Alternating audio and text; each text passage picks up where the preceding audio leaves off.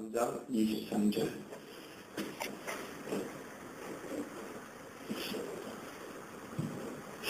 구약성경 잠언 13장 23절입니다.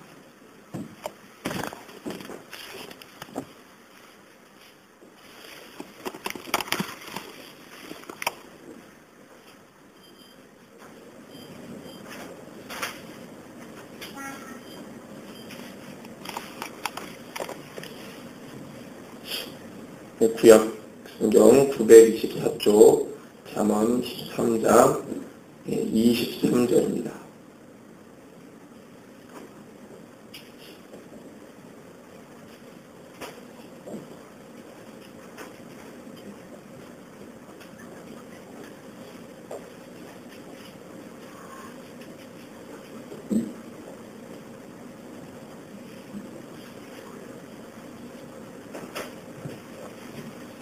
다 찾으셨으면 우리 3절인데요. 같이 23절을 같이 봉독합니다. 가난한 자는 밭을 경작함으로 양식이 많아지거니와 불의로 말미암아 가산을 탕진하는 자가 있느니라. 아멘. 한 번 더 읽습니다. 가난한 자는 밭을 경작함으로 양식이 많아지거니와 불의로 말미암아 가산을 탕진하는 자가 있느니라. 아멘. 우리 오늘 잠언 27번째 시간인데요. 가난한 자라는 제목을 가지고 하나님 말씀 함께 나눕니다. 오늘 이 말씀은 먼저 방향을 제가 말씀드립니다. 악한 시대에 연약한 자를 들어 쓰시고 또 그들에게 말씀과 성령을 주시고 시대를 위해서 중보하게 하시고 약한 자를 통해서 그들이 이 땅에서 갖는 선물이 있습니다. 선물. 또 이 육신의 땅을 넘어서서 준비된 하나님의 나라, 그것을 소망 갖게 하심에 대한 말씀입니다. 이 말씀을 가지고 말씀을 나눌 텐데 한 주간 동안 하나님께 집중하면서 제 마음과 뜻을 확실히 하고 결단하는 시간을 가졌습니다. 여러분들 한 주간 동안 어떻게 지내셨는지 하나님이 다 아실 거라고 생각을 하고요. 주님께 집중하는 시간을 또 이렇게 가지신 분이 또 계실 테고 하는데 이 한 주간 동안 시간을 가지면서 민족을 보게 하시고 동해를 보게 하시고 영혼들을 보게 하셨습니다. 아주 귀한 시간을 가졌습니다. 기도하면서 소망이 있습니다. 소망과 더불어서 안타까움과 슬픔을 느꼈습니다. 하나님께서 이 두 가지를 보게 하시고 느끼게 하시고 경험케 하셨는데 하나님께 집중하면 할수록 성경 안에 기록된 모든 하나님의 말씀과 내용들이 실제고 사실이라는 것, 그것을 계속 절감하게 됩니다. 역사는, 우리가 살아가는 역사는, 이 시대는 성경에서 기록한 대로 갑니다. 말씀에서 분명히 우리 가운데 보여주신 대로 가게 되어 있습니다. 그래서 주님을 믿든 믿지 않든, 내가 살아계신 하나님 살아계시다고 믿든 믿지 않든 인류 역사는 성경대로 진행되어서 가고 있고, 우리의 삶의 모습도 성경에서 기록한 대로 죄를 짓고 또 하나님께 회복도 하고 또 넘어지기도 하고 다시 일어서기도 합니다. 다 성경에 기록되어 있습니다. 믿음의 선진들을 보면은요, 공으로 하나님께 복받은 사람이 없어요. 공으로. 뭔가 하나님께서 그의 삶 가운데 연단하시고 훈련하시고 분명히 하나님의 손길이 있어요. 그 손길을 거친 사람에게 하나님의 은혜가 임하지, 그렇지 않은 사람에게는 하나님의 은혜가 없었다. 이 법칙대로 우리가 살아가고 있다는 것을 한 주간 동안 절감했습니다. 그래서 소망이 있고 더불어서 안타까움이 있고 슬픔이 있는 것이죠. 왜냐하면 요즘에 종종 하는 얘기가 지금은 교회가 부흥하는 시대가 아닙니다. 제가 저번에 가나안 성도 우스갯소리를 이렇게 말씀을 드렸는데 교회를 나가지 않은 그리스도인이 300만 명. 이거는 통계로 그러니까 더 많을 수도 있고 뭐 적을 수도 있지만 대체적으로 교회 나가지 않은 성도가 한 300만 명 있습니다. 그들이 뭐하냐? 이번에 제가 이 기도원에서 한 청년을 만났는데 그 청년이 이제 3일교회 다녔었는데 이 3일교회에서 충실히 사역을 감당하다가 상처받고 나왔어요. 그래서 이 친구가 연예계 쪽에 있는 친구인데 아주 잘생겼어요. 우리 뭐 완전히 탤런트예요. 배우 지망생이고 그런데 대학원까지 나오고 학벌도 좋고 뭐 얼굴도 잘생기고 키는 저보다 좀 작더라고요. 키는 저보다 작은데 아주 외모적으로 핸섬하고 아주 좋더라고요.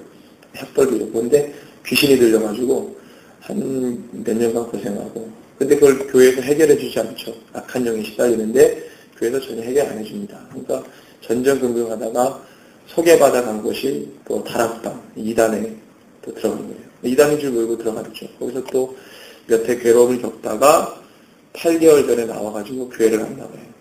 그럼 어떻게 예배 드리냐 그랬더니 인터넷 보고 예배를 드린다는 거예요. 안타깝더라고요. 안타깝죠. 교회 안 나가는 성도가 한 300만 명. 그 청년이 지금은 많이 이제 좋아졌는데 이제 그런 어떤 현상들이 지금 한국 교회의 현상입니다. 우리 권사님 옛날 같으면 상상도 못할 일이시죠. 교회인데 교회를 안 나가는 교인이 어디 있었겠어요. 3, 40년 전에. 그때는 뭐 내가 고통을 받아서 교회를 나가려고 한때였으니까 핍박과 고난을 당해도 저희 어머님이 75이신데 저희 어머님이 저를 깐난하게 들쳐업고 막 기도원 다니셨으니까 그때는 막 걸어서 막 면미끼를 막 사가지고 예배를 드리고 그랬던 때이니까 지금 이런 상황들은 상상도 못하는 일이죠. 어디 예수 믿는 사람이 예배를 안 드리고 교회를 안 나가고 집에서 인터넷으로 예배를 드리는 이건 말도 안 되는 현상들이 지금 벌어지는 거예요. 근데 그런 어떤 모습들을 바라보면서 이거는 회복이 안 됩니다. 회복이 안 돼요. 절대로 교회가 회복이 안 돼요. 그냥 그렇게 가는 겁니다. 악은 악대로 자기네 소견에 오른 대로 가지. 아무리 복음을 외치고 해도 절대 달라지지 않는다. 그럼 어떻게 되느냐? 지금은 교회 부흥의 시대가 아니라 알곡과 가라지가 나뉘어지는 시대는 거예요. 달라집니다. 내가 부유하게 살아도 예수 없으면 그건 부한자라고 말하지 않죠. 성경이 절대로 그렇게 말하지 않습니다. 내가 가난해도 그 속에 예수가 있으면 부한자라고 말하는 거예요. 그게 바로 성경의 가르침이죠. 지금은 갈라지는 거예요. 주님의 마음을 따라가는 자와 그렇지 않은 자, 아무리 교회 안에 있다 하더라도 주님을 따라가려고 오늘도 내일도 애쓰고 기도하고 몸부림치는 사람과 그렇지 않은 사람, 나는 교회 다니니까 나는 뭐 이렇게 해서 구원 받겠지, 아니면 말고 이런 사람과 저절로 갈라지게 돼 있어요. 물과 기름처럼 한 공동체 안에 그런 사람들이 하나로 연합된다는 것은 거의 불가능에 가깝습니다. 40년 전만 해도 이런 얘기가 없었는데 지금은 이런 얘기를 해도 하도 현상적으로 그런 일이 많이 나타나니까 이게 그냥 되는 거예요. 불가능이 어딨어? 예수 믿는데 불가능이 어딨냐? 지금은 불가능이 있어요.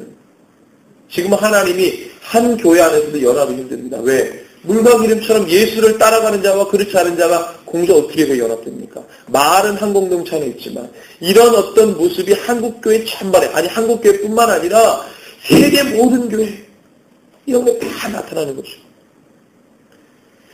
성경을 보니까 하나님이 거대한 제국들이 들어서는 시대에도 보니까요, 하나님의 역사는 자그마한 곳에 연약한 자에 아무것도 없다라고 말하는 자들에게 하나님이 집중하시고 역사를 하더라는 거예요. 엄청난 이 세계 무대 중심에 서가지고 와 호령하면서 야 내가 강한 자다 나를 따라와라.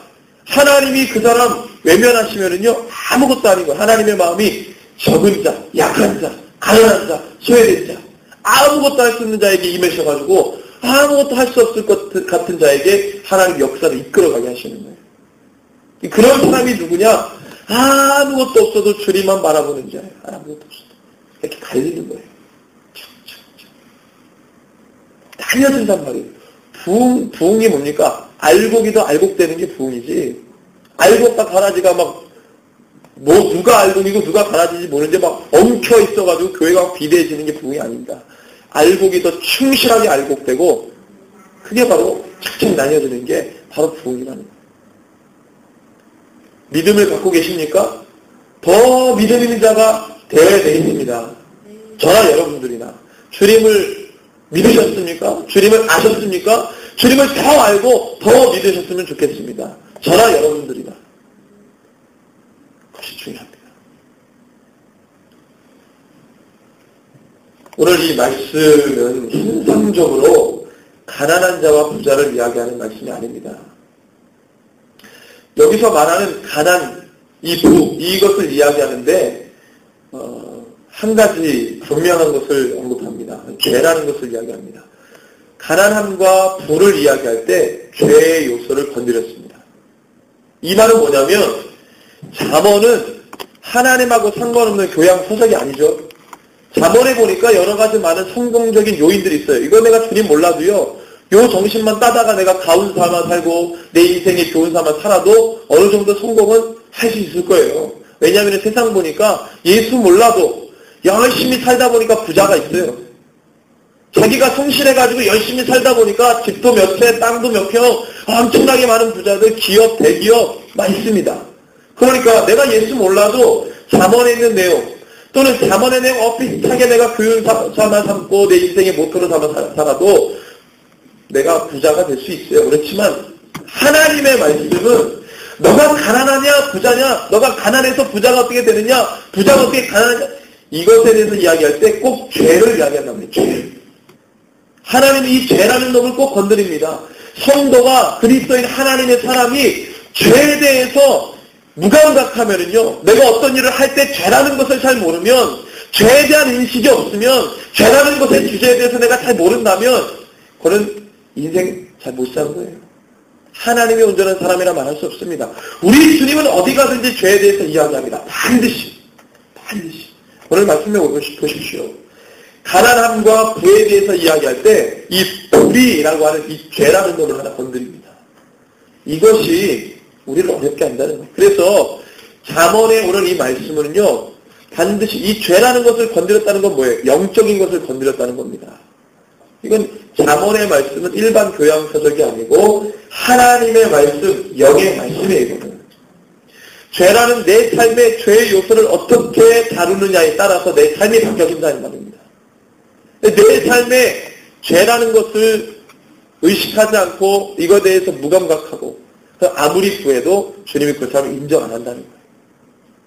이 죄라는 놈을 이야기했습니다. 그래서 이 성경이 참 우리에게 너무나도 생명을 가져다 주는 것은요, 죄라는 것을 건드리고 반드시 그 해결책을 말씀하시고 참된 생명을 심어주기 때문에 이 말씀, 이 성경의 말씀이 진리이고 참 생명의 말씀이라는 것입니다. 자, 그래서 이 말씀은요, 내가 성실하게 살았기 때문에 가난함에서 벗어났다, 그래서 성공했다, 그런 말이 아닙니다. 죄를 다루고 있어요. 죄. 영적인 문제를 다루고 있습니다. 잠언은 하나님의 말씀입니다. 하나님의 지혜고 그 지혜로 주신 인생을 어떻게, 하나님이 나에게 지혜를 주셨는데 이 하나님이 주신 지혜를 가지고 내가 인생 어떻게 살 것인지 이 잠언의 말씀 우리를 인도해 갑니다. 하나님이 주신 지혜를 가지고 오늘 내일 내가 하나님이 원하시는 방향대로 사는 거예요. 그것을 내비게이션처럼 우리를 인도하고 가이드하는 것이죠. 그게 바로 잠언의 말씀입니다. 가난함에서 좀 극복해보자고 하는 성공의 법칙을 말하고 있지 않다는 거예요. 그는 잠언을 지은 이 저자의 의도하고 전혀 다른 의도예요. 여러분들 모든 세상의 일들을 우리 주님이 붙들고 계심을 믿으시기 바랍니다. 때문에 주님께 주목하지 못하고 죄 가운데 나아가면은요, 그 모든 것들이 썩어질 것. 세상은 썩어질 것이라고. 썩어질 것. 그 썩어질 것 아무리 구해봐야 썩어질 것 아무리 구해봐야 썩어지는 거잖아요. 근데 늘 그 썩어질 것을 구하는 거예요. 오늘도 내일도 주님 주세요. 이거 주시면 할게요. 이거 되면 할게요. 예, 그건 이방인들이 아니에요. 이방인. 성경에 분명히 말해요. 이방인들이다. 나를 알지 못하는 이방인들이다. 이방인들이 구하는 거예요. 근데 오늘도 내일도 그거 구하는 거예요. 썩어질 것. 여러분들 하나님의 나라가 있다는 걸 믿으십니까? 그걸 믿어야 우리의 신앙이 결정되는 거예요. 그거 안 믿으면 어떻게 할 거예요? 그거 안 믿으면 예수 안 믿는 사람이 이 세상에 성공을 해 살다가 그냥 죽어버리잖아요. 똑같죠. 하나님의 나라를 믿어야 돼요. 지옥이 있습니까? 없습니까? 있죠. 있습니다. 지옥이. 하나님의 나라가 있습니다.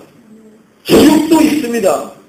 주를 믿는 자는 주의 나라로, 불법을 행하고 믿지 않은 자들은 지옥으로. 어떻게 하실 거예요? 어떻게 하실 거예요?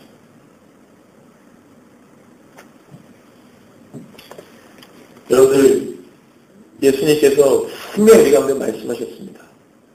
부자가 천국에 들어가는 것이 낙타가 바늘귀로 들어가는 것보다 어렵다고 했습니까? 쉽다고 했습니까?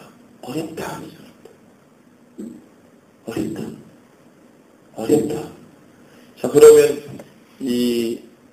좀 목사님들 가운데 궤변론자들이 있는데 이분들이 이런 얘기를 말씀하세요. 그렇죠. 성경에 보니까 아브라함도 부자고 요셉도 부자고 부자가 많은데 그들은 어떻게 된 거냐? 제가 서두 부분에 말씀드렸죠. 하나님께 은혜 받은 자들은요 반드시 하나님의 손길을 경험했어요. 그냥 된 게 아니에요. 과정이 있단 말이에요. 인생이 과정. 시작했으면 끝이 있지만 그 중에 시작에 대해서 끝을 향해 갈 때 과정이라는 게 있죠.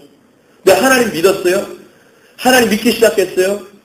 내 신앙이 시작됐습니다. 그러면 이제 천국 가겠지. 안 가면 말겠지만 그래도 그런 생각을 갖고 살면 좋으니까 그런 생각 가지고 살면 되겠지.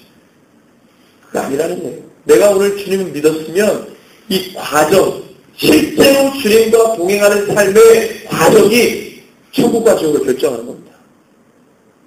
그걸 결정하는 거예요. 내가 아무리 예수 믿었다.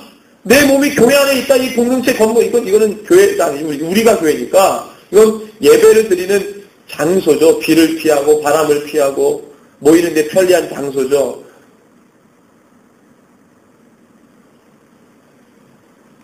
있다고 해서 내가 구원을 받는 게 아닙니다. 과정, 내 삶의 과정, 주님과 하루하루 동행하는 삶의 과정이 있어야 된다는 거예요. 왜 부자가 천국에 들어가기 어렵냐? 그는 그 과정에서 실패했다는 거예요. 예수를 믿었어요. 부자가 예수를 믿었어요. 그가 왜 천국에 못 들어갑니까? 과정에서 실패한 거예요.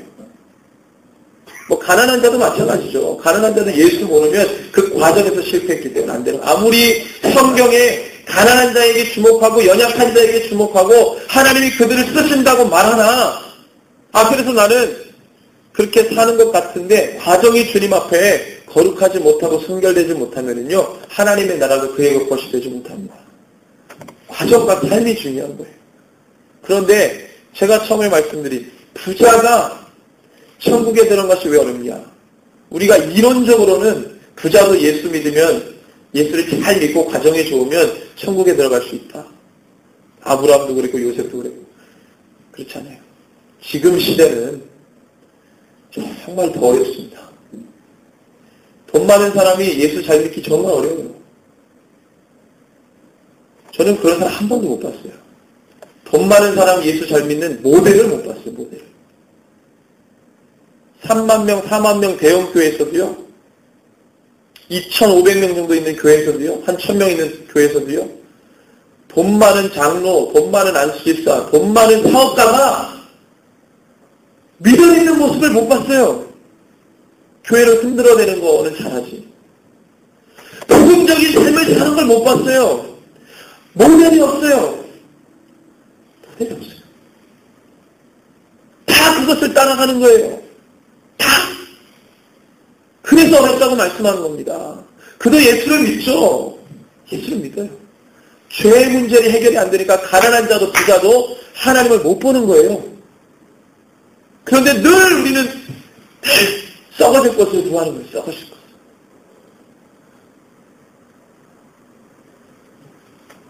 마태복음 5장에 보니까 우리 주님이 심령이 가난한 자는 복이 있나니 천국이 저희 것임이라고 분명히 말씀합니다. 심령이 가난한 자. 그 심령이 가난한 자는 두 가지를 제가 말씀드린 첫 번째는 실제적으로 내가 가난할 수 있죠. 그리고 영적으로도 마음이 가난할 수 있어요. 영적으로 마음이 가난하다. 이것은 내가 다른 것, 세상 것을 붙들지 않고 주님만 붙드는 사람을 말합니다. 아니 이게 무슨 그냥 마음이 고난이 많아가지고 내가 걱정 근심이 많아가지고 내가 주님을 한두 번 찾았다. 이런 심령의 가난함이 아니고 이게 천국을 소유하는 건데 그거 가지고 어떻게 천국 소유해요? 내가 세상 것을 다 쳐내고 내가 오늘 주님만을 바라보며 살아가는 자는 심령이 가난하다. 그 자가 천국을 보는 것입니다. 부용한 자도 내가 그것을 다 쳐내고 내 삶에 아파트가 몇 채, 땅이 몇 평, 부동산이 엄청나게 많은데 그럼에도 불구하고 내가 주님만 바라보고 하나님의 나라를 위해 흘려보내는 그래서 주님만 바라보는 자, 심령이 가난하죠. 왜? 주님만 바라보니까, 주님만 주목하니까 심령이 가난하죠. 늘 그것을 구하잖아요. 근데 목마른 사람이 물을 찾잖아요. 배고픈 사람이 밥을 찾잖아요. 늘 주님이 고픈 사람은 주님을 찾는 거예요. 그게 심령이 가난한 자입니다. 그런 자들이 하나님의 나라를 보는 것이고 천국을 소유한 자죠. 제가 한번 묻습니다. 주님이 고프십니까? 주님을 막 찾고 싶으세요? 보십시오. 왜 그게 어렵냐면 내 마음이 세상 가운데 많이 노출되어 있고 내 원함과 내 필요한 내 바람이 세상 가운데로 다 연결되어 있다는 거예요. 그래서 그 여러 가지 부분 중에 하나, 기독교, 종교, 예수, 그거 하나 붙드는 거예요. 한 10가지 붙드는 것 중에 한 가지 예수. 오직 예수가 아니고 많이 내가 이렇게 해놨는데 그 중에 한 가지 아니다. 처음에 이제 전도해가지고 교회를 나오면 목사님하고 교회들이 엄청나게 섬기죠. 그리고 여러 가지 삶의 여러 가지 많은 부분들을 이렇게도 괜찮습니다. 아직 믿음이 연약하니까 그렇게 오신 분들은 나중에 너무 정말 잘 넘어져요. 처음부터 확실히 있는 게 중요합니다. 확실히. 예수를 믿으면 복받습니다. 예수를 믿으면 성공합니다. 아니에요. 예수를 믿으면 환난이 오고 예수를 믿으면 고통이 따릅니다. 교회 안에 있어도요. 한 10년, 20년 교회 안에 교회 생활을 했어요. 근데 복음을 못 들었어요. 늘 성공. 예수 믿으면 잘 되겠지. 언젠간 잘 되겠지. 마치 뭐가지고 로또를 맨날 하는데 복권하는데 언젠가는 1등 맞겠지. 언젠가는 1등 맞겠지. 그 심정으로 교회 나오는 거예요. 내가 언젠가는 잘 되겠지. 그거 원래 오는 거예요. 그 생각 가지고 오는 거예요. 그 생각 가지고. 언젠가는 복권 1등 맞겠지. 그래서 복권 한 장씩 사는 거하고 교회 이렇게 오는 거 똑같은 겁니다. 언젠가는 내가 잘 되겠지. 이러고 교회 나오는 거예요. 하나님의 마음하고는 상관없어요. 주님의 마음은 여기 있는데 성도들의 마음은 여기 있는 거야. 그래서 이 성도들의 마음을 잡기 위해 목사가 설교를 이렇게 합니다. 언젠간 잘 되실 거예요. 언젠간 잘 돼야 되겠죠. 왜? 안 그러면 교회를 나가니까. 처음부터 바른 복음과 바른 말씀을 듣지 않으니까 주님, 목사님이 말씀하시는 건 다르네. 개비. 내가 잘 돼야 되는데, 내가 잘 돼야 되는데.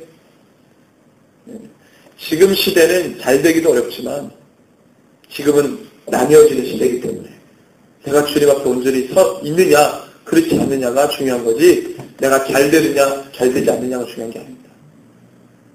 여러분들 생각을 바꾸셔야 돼요. 내가 안 바꾸겠다 그러면 성령도 못 바꿔요, 그거를. 그런가? 라고 배려한 사람들처럼 마음이 부드럽고 신사적으로 성품이 돼가지고, 그런가 하고 돌아설 때 역사가 일어나지, 그렇지 않으면 성령도 못 바꾼다니까요.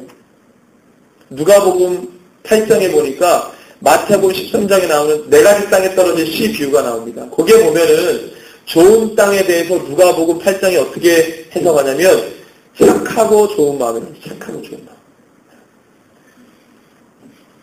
착해야 돼요.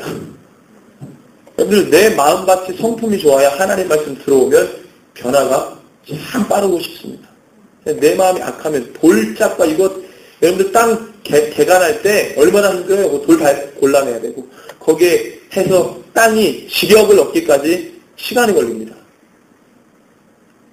그러니까 거기다가 땅에다가 비료주고 뭐 해가지고 지력을 회복하는데 그걸 하는 거예요. 쓰는 거예요.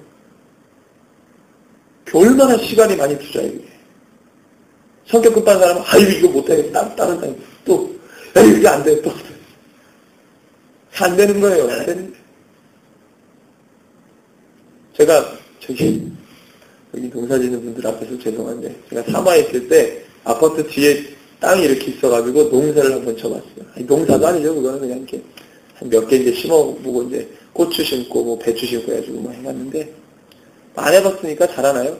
안 돼요. 뭐 땅도 별로 안 좋고 안 돼요. 한 2년 잘 안 돼요.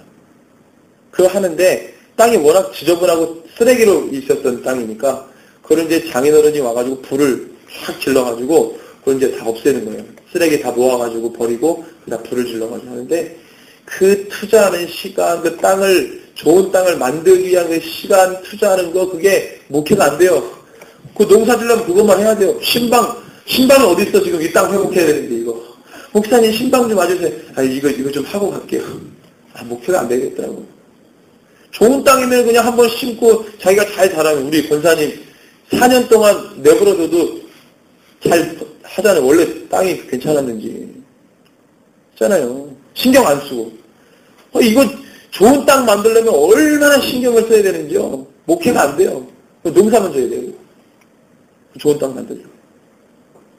우리의 성품을 그래서 하나님 제 성령으로 저의 성품, 이 기도 제목이 내 성품을 건드리기 시작하면 회복이 됩니다.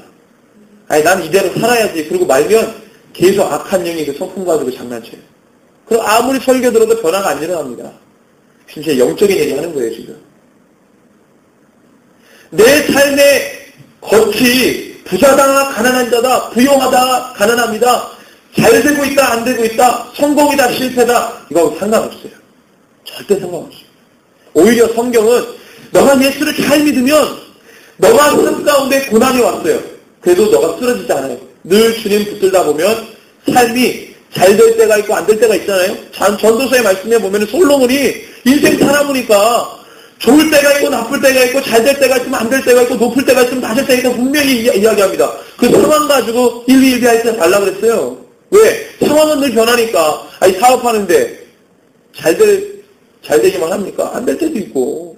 왜 회사 생활하는데 잘 될 때도 있고 안 될 때도 있고. 직장 상사한테 찐따 맞을 때도 있고. 인정받을 때도 있고. 공부를 한 학생이 1등 할 수도 있고 뭐 할 수도 있고. 상황이라는 것은 수시로 변하는데 믿음이 없으면 그 상황 변할 때마다 죽겠다 그러고. 어느 때는 막 천국까지 오고 왔다 갔다 하는 그런 사람은 쉽게 나가 떨어집니다. 쉽게 나가 떨어집니다. 그래서 너희들의 삶의 이 외형 늘 변화무쌍하게 바뀌는 상황 가지고 성공한 사람한테 당신 믿음이 너무 좋아가지고 성공했군요. 이렇게 말하지 않습니다. 지금은. 가난한 사람들 여러분들 요즘에 어떤 교회가 나오냐면 하도 기가 막혀가지고 인터넷에 떴어요. 우리 교회에 나와가지고 11조를 6개월 동안 드리고 복을 못 받으면 11조 다시 돌려준다. 이런 교회가 나왔어요. 여러분들 속으로 그럴 수도 있지 생각하십니까? 내 마음속에 그럴 수도 있지. 이건 귀신, 이게 악한 것이 같다 저는 생각.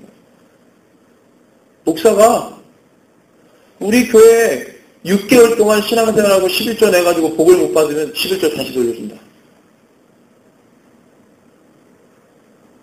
그런 마음을 가질 수밖에 없었던 또는 그런 생각이 가능한 이 시대에 하나님이 탄식하시는 마음으로 교회가 이게 무슨 교회가 아니에요 지금. 성도가 아니고 주님이 그 마음을 다 부어주시는 거예요. 정말로 옛날 같았으면요, 내가 복음을 위해 살겠다, 예수를 위해 살겠다라고 마음먹은 자들이 그래도 한 10명 이렇게 대상으로 놓고 보면은요, 그래도 한 5명이 됐어요. 근데 지금은 한 명도 세워지기가 힘든 거예요. 한 명도. 우리 교제하는 목사님들 이렇게 보면은요, 설교에 긴장감을 가지고 하는 거예요. 끝나면 꼭 장로님이 와가지고, 아니, 목사님 오늘 설교가 좀 이렇게 좀 부담스러웠다. 이렇게 치는 설교를 하냐고. 한 주간 동안 그렇게 삶에서 열심히 일을 하다가 온 성도들에게 위로하고 그래야지 자꾸 이렇게 죄를 회개하라고 하냐고.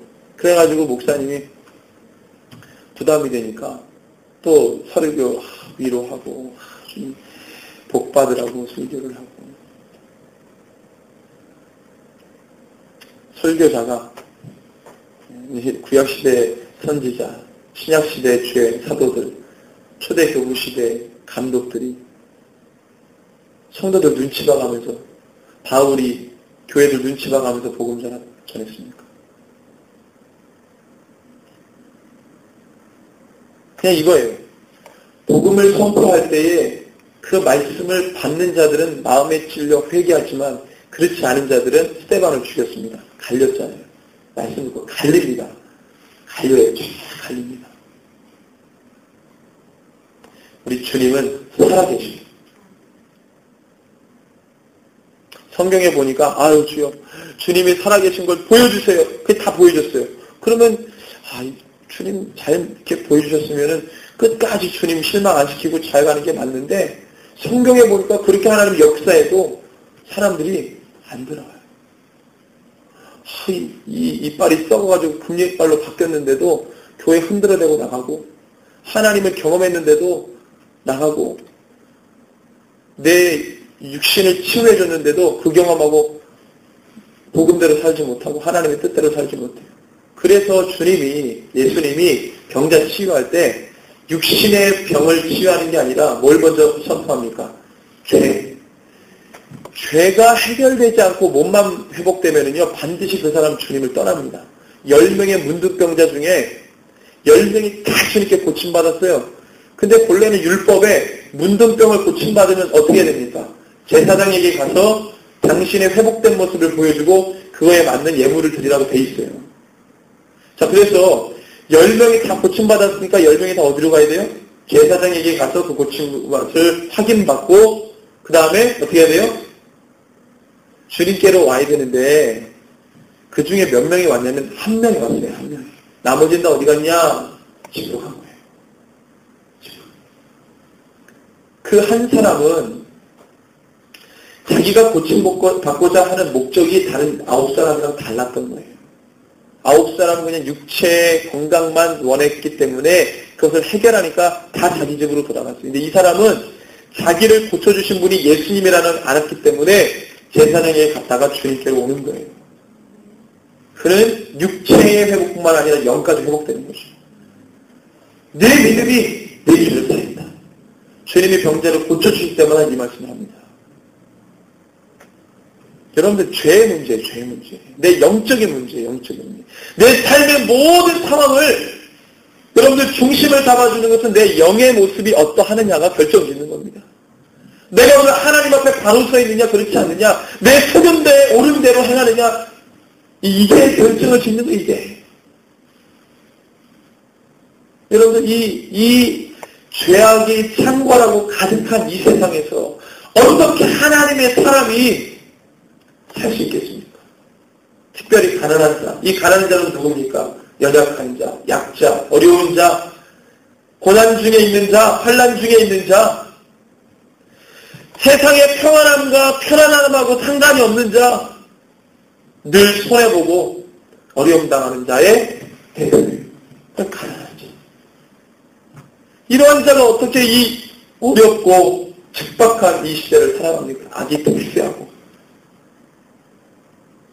속이는 자는 더 속여가지고 배를 불리고 이런 시대에 이 가난한 자, 약자 이거 어떻게 살아요? 근데 우리 주님이 붙들어 주시는 거예요. 그 주님이 붙들어 주셔야지만 이 가난한 자, 약자, 우리의 약한 사람이 살 수 있는 거예요. 거기에 주님이 없으면 못 삽니다. 사단의 먹잇감이 되는 거예요. 사단의 먹잇감.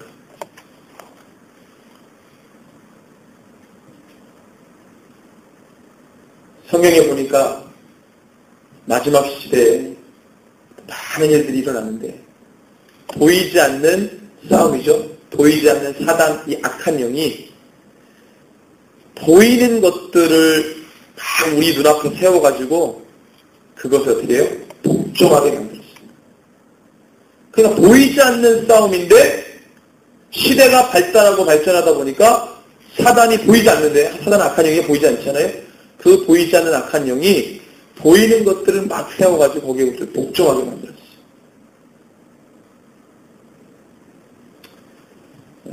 사랑의 교회 오종현 목사님, 사랑의 교회 오종현 목사님 하고 친구가 어떤 목사님 계시는데, 미국에서 목회하시는데, 그 목사님이 오종현 목사님하고 미국의 탈보 신학교라고 있습니다. 거기에 동기동창이고 친구예요. 근데 이 사랑의 교회 목사님이 그분하고 이제 만나가지고 뭐 커피도 마시고 이제 그런 친분이 있는 분인데, 목사님이 오종현 목사님한테 그렇게 물어봤대요. 아, 누가 이렇게 수백억씩 들어가지고 교회를 짓냐고. 그게 물은 거예요. 그랬더니 오종현 목사님 하는 얘기가, 그러니까 너가 큰 교회 다니면 안 되는구나. 이 목사님이 충격을 받았어요. 이 목사님 미국에서 오렌지 카운티라고 하는 것이 진짜 이 복음을 전하는 미국의 10명도 안 되는 복음을 선포하는 목사님인데, 이 목사님이 그 얘기를 듣고 충격을 받는 거예요. 이미 우리의 마음이 다 타락해 있어요. 하나님께 올바로 내 정신과 생각과 마음을 잘 갖고 있는 사람이 드물어요. 내가 어디에 있느냐, 내가 어디에 발을 딛고 서 있느냐, 그 상황의 논리대로 사는 거예요. 큰 교회 목사는 큰 교회 논리대로 사는 거예요. 돈 많은 사람은 돈 많은 그 논리대로 살아요. 그러니까 외제차 굴리고 그렇게 하는 거예요. 그 누리는 거예요. 그거를. 투자하고 논리가 있잖아요. 세계가 있잖아요. 그들만의 세계가. 그것대로 생각하고 하는 거예요. 거기에 복음이 없어요. 거기에 복음이 없어요. 많이 가지고 있는 사람이 주님만 바라보기가 정말로 어렵습니다. 거의 불가능에 가까워요. 그런 세계 속에서, 세상 속에서 삽니다. 사단이 보이지 않는 이놈이 보이는 거대한 것들로, 화려한 것들로, 다 치장된 것들로 우리 앞에 딱 세워놓으니까 그 앞에서 우리가 벌벌 떨면서 거기에 복종하고 경배하고 그를 섬기고 그거를 원하고 그걸 달라서 하고 나도 그렇게 살고 싶다고 말하고 그게 전부라고 여기게 만들고 거기서 다 내 마음과 내 모든 걸 다 쏟아붓게 만드는 거예요. 그걸 원하는 거예요. 내 삶의 비전이 그거야. 잘 되고 더 많이 벌고 막 이런 거.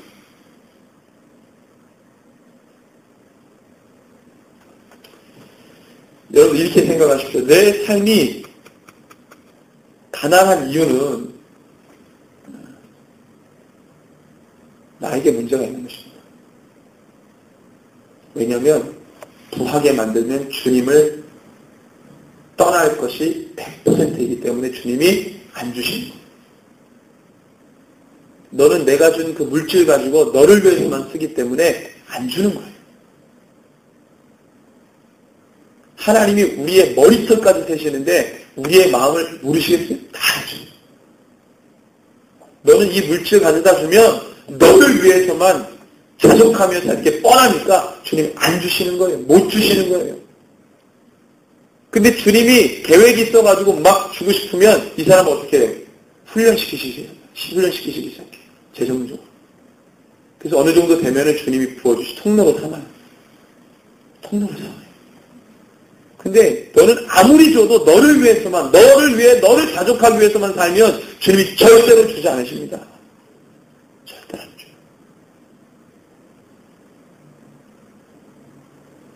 제가 저번에도 우리 이제 다음 주에 해강이가 와가지고 예배를 드리고 파송 예배 드리고 그 이틀 후에 중국으로 떠나는데 21일날 13일날 오고 21일날 떠나는군요. 21일날 떠나는데 다음 주에 해강이가 오거든요. 저번에 이제 제가 영주에 가가지고 예배를 딱 드리는데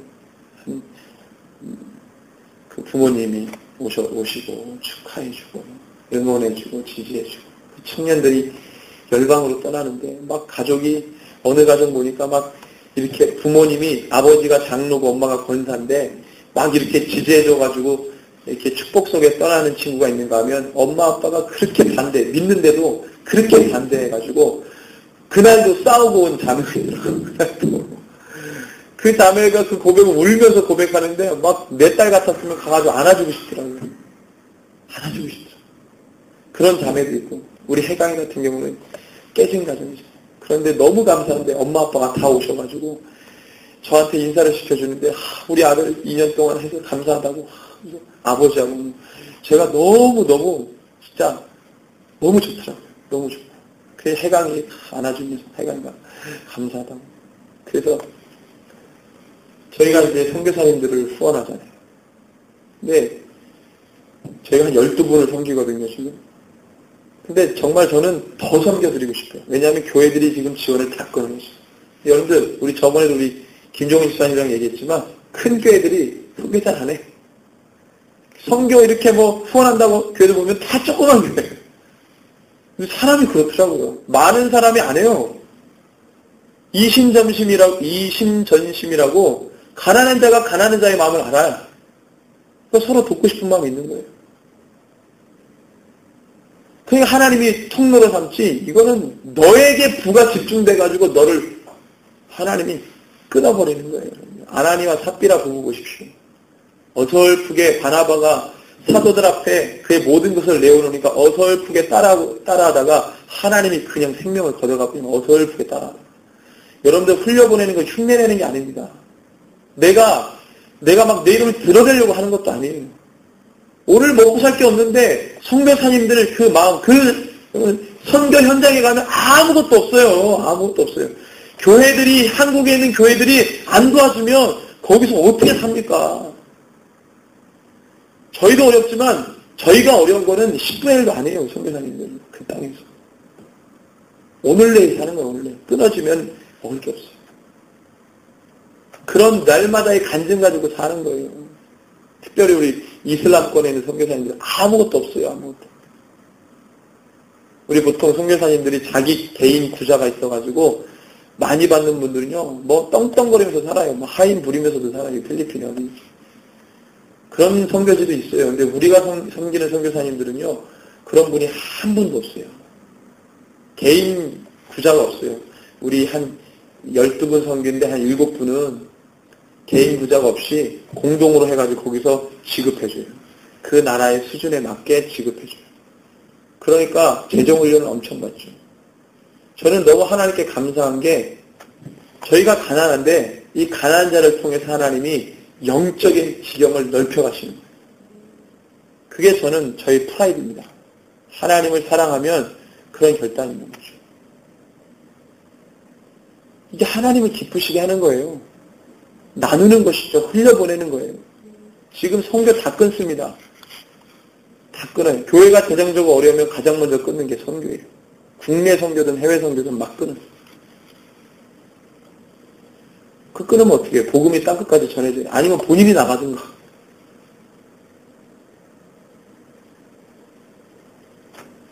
교회가 수백억씩 들여가지고 교회를 짓고 그래서 그 목사님, 오정인 목사님 친구분이 1억만, 2억씩만 미자립 교회에다가 그걸 헌금을 해도 몇백 개 교회가 산다.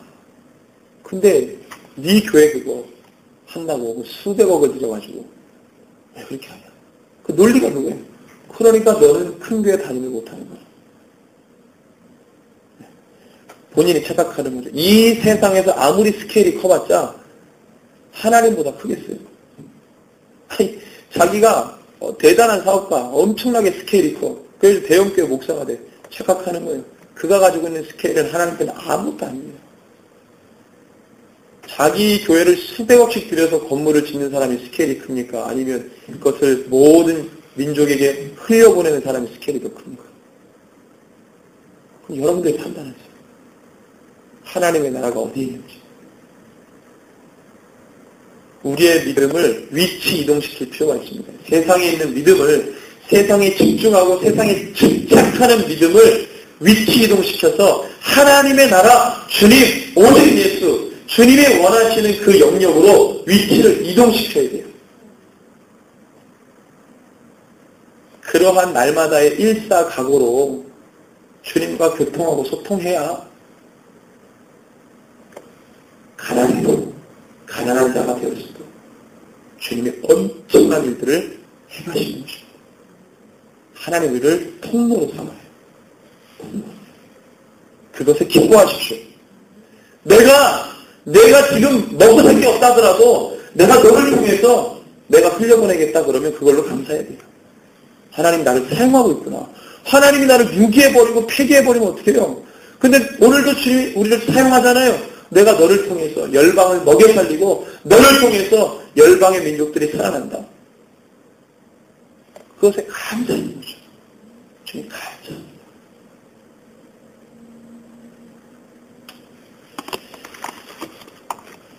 심령이 가난한 자는 분명히 천국을 소유하는 복을 받는 줄로 믿습니다. 예수님의 약속이고 예수님의 말씀이었습니다. 저와 여러분들이 늘 주님만 바라보고 주님만 구하는 가난한 자가 되어서 주님을 감동시키고 열방